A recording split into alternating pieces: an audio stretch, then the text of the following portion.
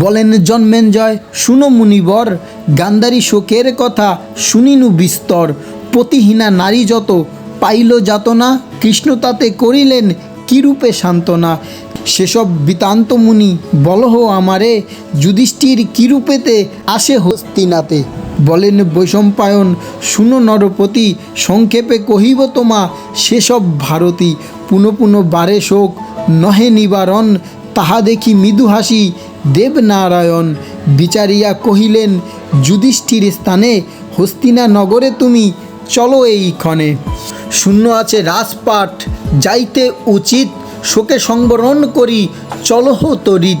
সিংহাসনে বসি করো প্রজার পালন, অনুকূল তোমাপতি যত প্রজাগণ।